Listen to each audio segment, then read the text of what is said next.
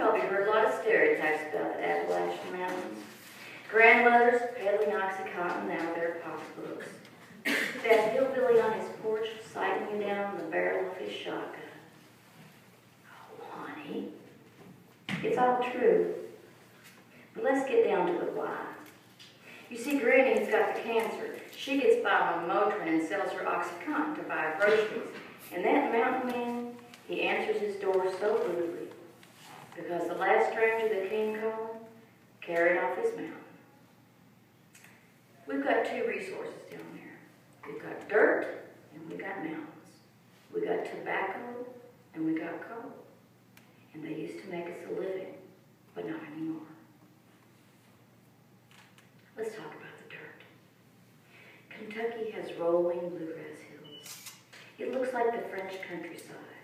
And that's why we have towns named Paris for ales and bourbon to drink.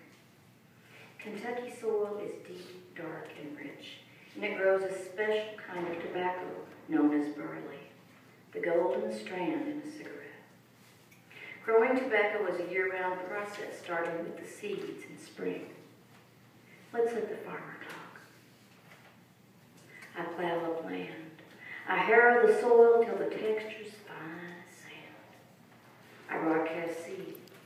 I lay down sheets of gauze to protect the seedlings from frost.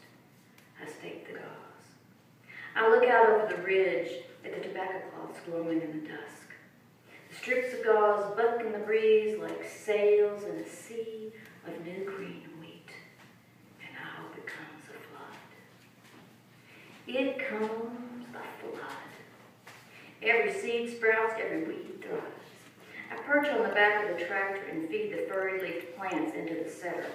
It twirls like a little Ferris wheel, tucks each plant into the furrow and gives it a squirt of water. In July, plants shade me as I chop weeds from between the rows. On television, there's a commercial for menthol cigarettes. Take a puff, it's springtime. As we now know, smoking is not good for you. But raising tobacco was not necessarily the farmer's crop of choice. It's like a cocoa leaf picker in Peru or a poppy gatherer in Afghanistan. You raise the crop that makes a profit you got to eat, and you got to hang on to your little patch of land. Now here comes the farmer.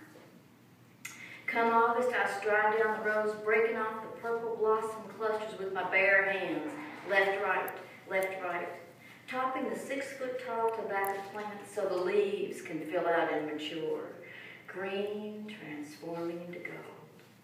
I harvest 10 hours a day, 7 days a week, slicing the base of the stalk with my tobacco axe, sliding the plant over the spear onto the next stick. 6 plants per stick, then jam the spear, and I keep cutting.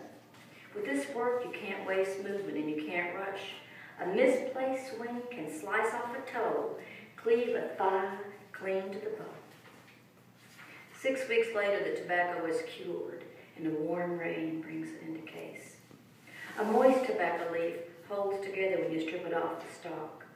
A dry leaf disintegrates in your hand. My hands work fast. My palm and fingernails stain mahogany from the leaves. I step outside where the air is perfumed with wine-sap apples and wood smoke. My farm is like most Kentucky farms. If an acre of corn brings $200 in a good year, an acre of tobacco $4,000, what would you do? Tobacco is the only legal cash crop left in this state, and thank God for it. But now it's the year 2000, and the government has removed the price support from tobacco, not from coal, not from beef, but from tobacco. And Kentucky tobacco farming has passed into history. With the keystone of our economy gone, our state has fallen deeper into poverty. Many families have lost their farms to developers who carve the rolling bluegrass into subdivisions. We all shop at the big box store, and downtown is a memory. And so the farmer ends the story.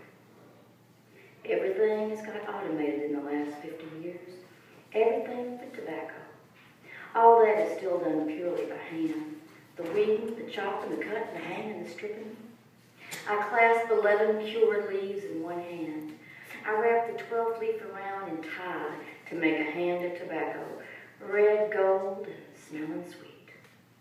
I trade it with my neighbor. I peddle it at auction. I enter it in the county